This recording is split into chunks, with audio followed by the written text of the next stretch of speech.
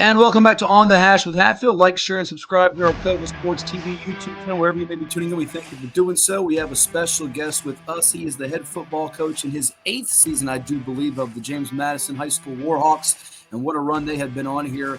Several region championships in a row and now playing in the state championship for the 3rd time under his direction. We say hello and congratulations to Coach Justin Counts, whose squad will be in action 5 o'clock coming up on Saturday at James Madison University. Undefeated are the Warhawks taking on the unbeaten Oscar Smith Tigers. Coach, great to have you on this show. It's always good to be talking football when you're undefeated playing for a state championship, isn't it? Yes, sir. Yes, sir. I certainly appreciate you having me. Well, our pleasure. Tell me about this particular group. You guys have been knocking on the door for a few years now. You've been in championship games before, both against Oscar Smith in 2021 at Old Dominion University in Norfolk. Got the privilege to call your squad in that championship game on the air for the NFHS Network. Also against Freedom of Woodbridge, I should say, in addition to Oscar Smith. This team, what's unique about this squad? What's special about them? Because I feel like you knew in the offseason this team had the potential to be something like this, and now you've realized a lot of that potential. Yeah. Well, I think first off, we've got a lot of seniors, guys who, like you said, who have been in big games and kind of understand what that looks like, what it's going to take for us to be able to win a state championship. I think obviously the success that we've had the last couple of years, the kids that we've had come through the program have kind of set a standard of how we got to work in the off season, the things that we got to do to prepare and be ready. And I think these guys have really kind of pushed that even to the next level. They've done a great job of kind of showing our younger guys what it's all about and kind of bringing them along quickly so that they could fill in some of those spots of guys that we graduated last year. And then again, like I said, we've got great senior leadership on both sides of the ball. Kids that just really enjoy football, like to come to work, like to practice. And that's really shown in the way we've played on the field this year. And one of the things I think I write all the time, it feels like every August on VirginiaPreps.com, is you graduate 29, 33, 35 seniors, yet you don't rebuild, you reload. And that's a credit to you, your coaching staff, the hard work of your kids, the dedication and preparation they've established. When you took over for the late Lenny Schultz as the head coach several years back, what was the thing you wanted to do in terms of to keep the program successful, but also reach a new level? And then also, what were the things you were trying to implement differently that maybe hadn't been done before? Yeah, I don't know that we really did all that much different. And I was on the staff with Lenny. Most of the staff has remained the same in the transition and kind of through the last 8 years. So we kind of had a blueprint of what we wanted to do. And a lot of it really revolved around participation, encouraging, there's a finite number of athletes walking around the school. We got to make sure that those guys are playing as many sports as they can. So we've had great cooperation among our other coaches in the building.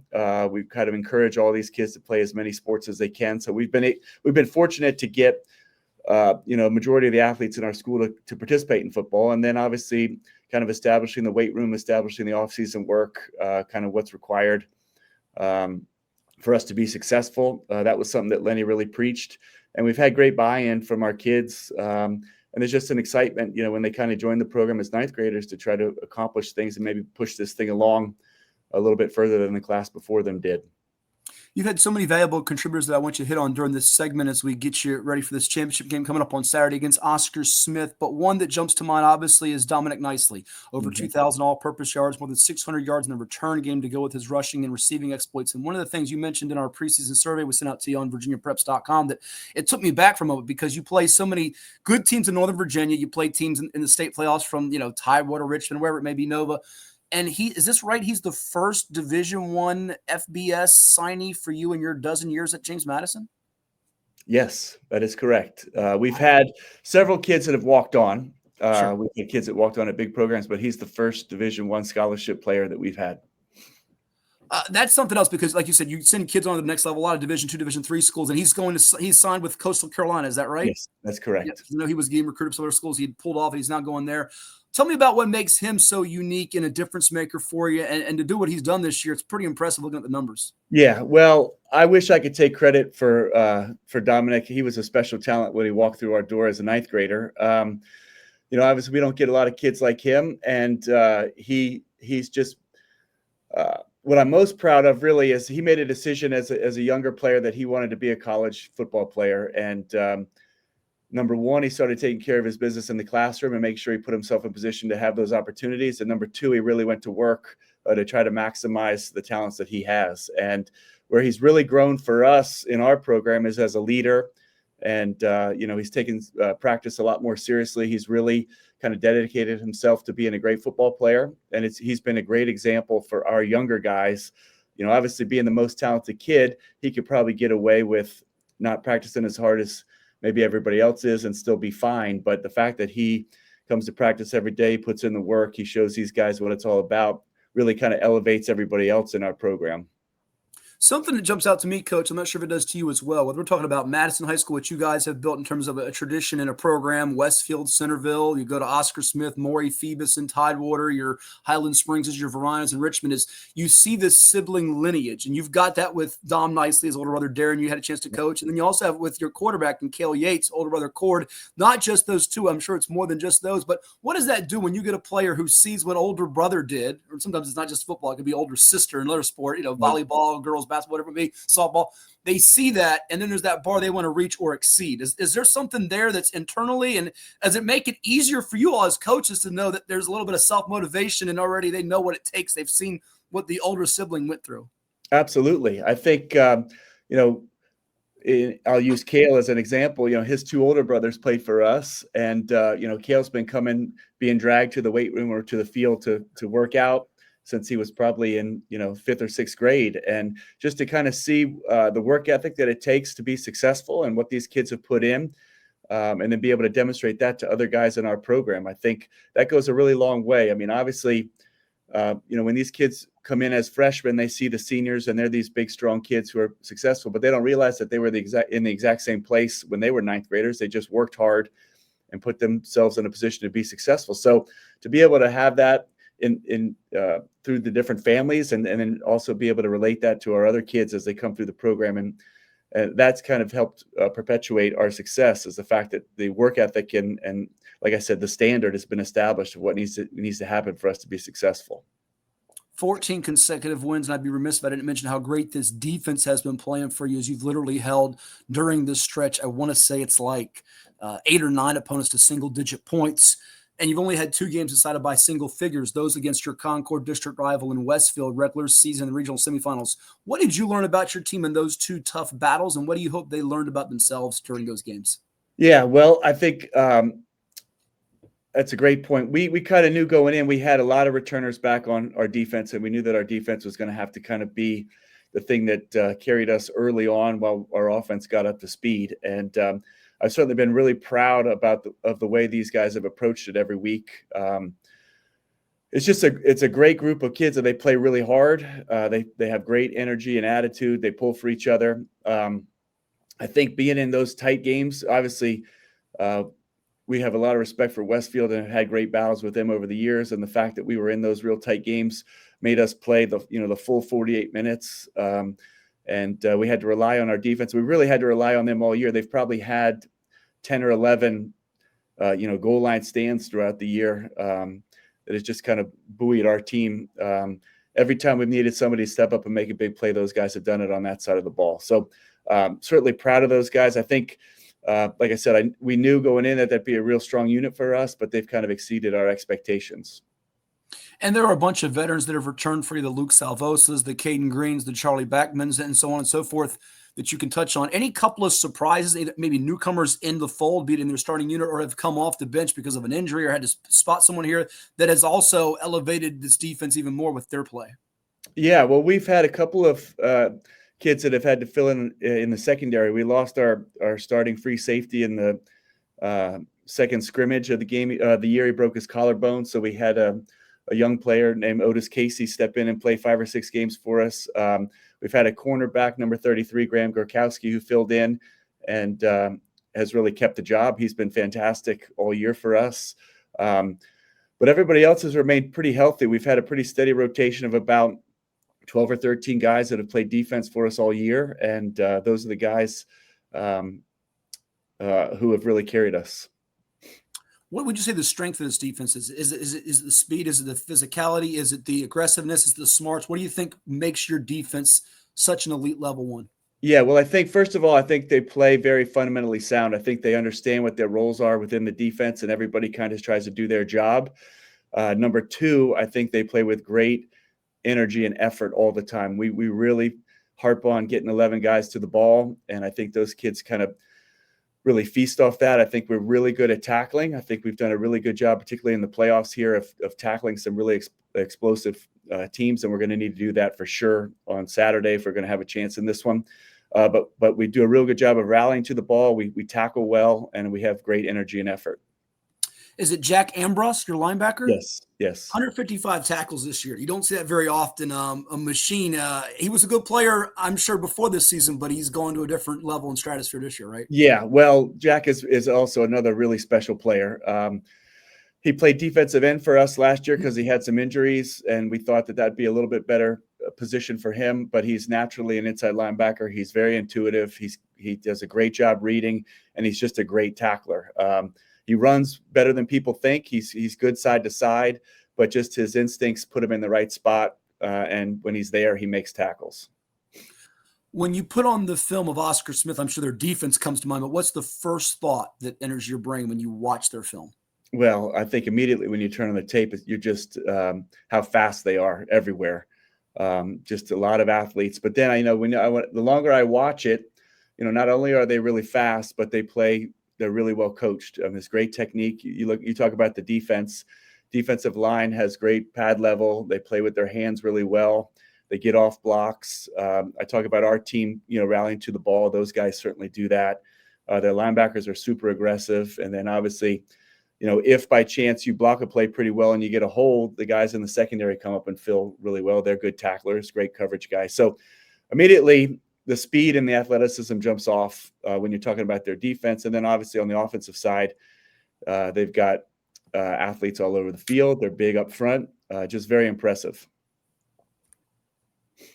Coach Justin Counts, our guest here on The Hash with Hatfield. Like, share, and subscribe to our Cova Sports TV YouTube channel as we finish up with him here. And you look at Oscar Smith, you played them a few years ago.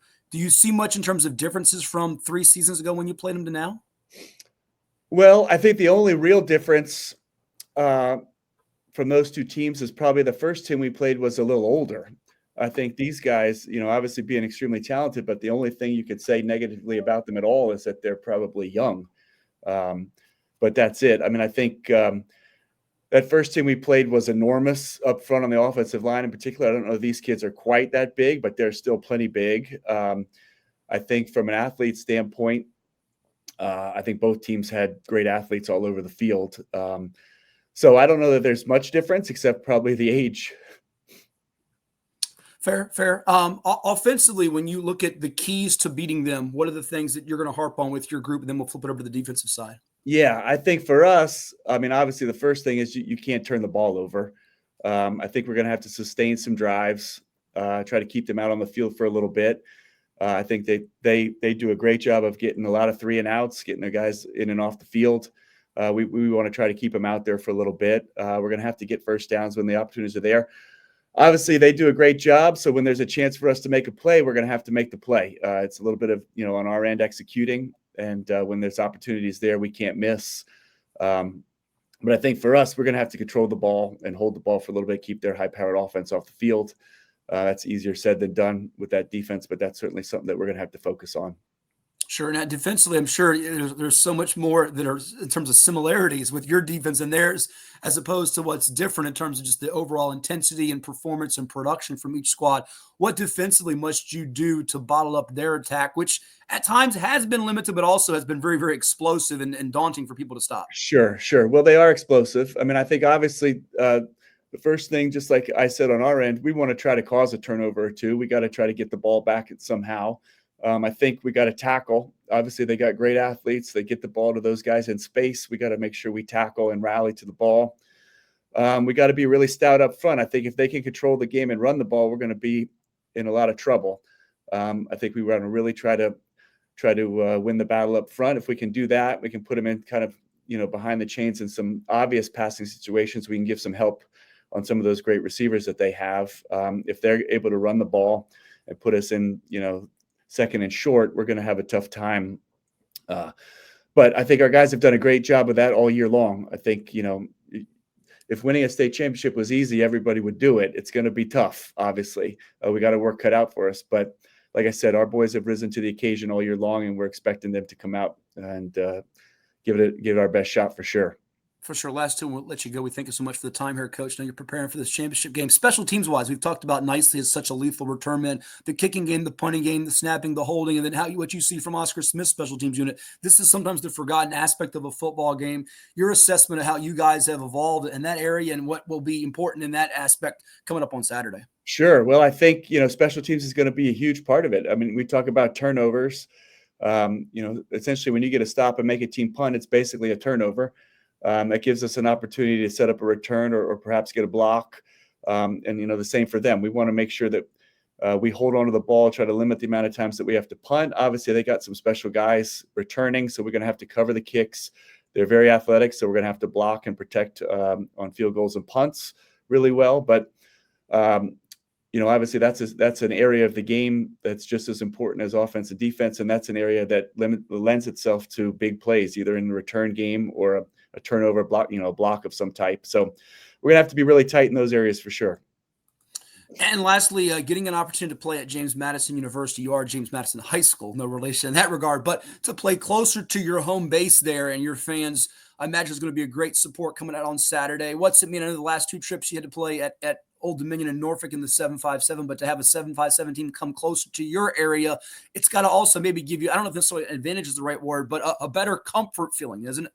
Well, I think, being able to play in a college stadium and in that type of environment is really cool experience for all these kids, whether that's at ODU or JMU. I mean, I do think it'll be easier for our fans to get there, which is great. But I think, our guys traveled well down there and we had great representation. So I expect the same thing for us on Saturday.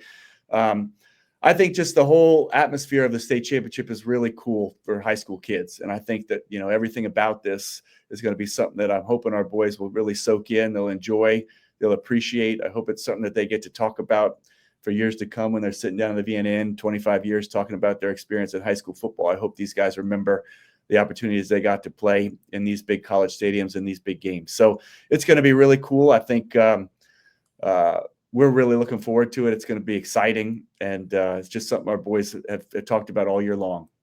Totally echo those sentiments, and well put by an outstanding head football coach, Justin Counts, the Madison Warhawks, whether you're playing at UVA, Virginia Tech, Old Dominion, Norfolk State, or in this case this year you got games at James Madison University, Liberty, and Salem. Just an awesome job the Virginia High School League does in putting on these championship games for these kids, student athletes, to celebrate them, and it'll be a fun one. 5 o'clock kickoff, the undefeated Madison Warhawks at 14-0, taking on the 14-0 undefeated Oscar Smith Tigers. Coach, thanks so much. We look forward to the game in Harrisonburg coming up on Saturday, and we'll talk again then. Yeah, absolutely, Matt. And again, thank you for all you do for high school football. Thank you very much. Our pleasure. That's Justin Counts, head football coach of the Madison Warhawks. It's On the Hash with Hatfield. We'll come back with more. We'll take a timeout after we hear from the sponsors. Stay tuned. You're watching on COVA Sports TV.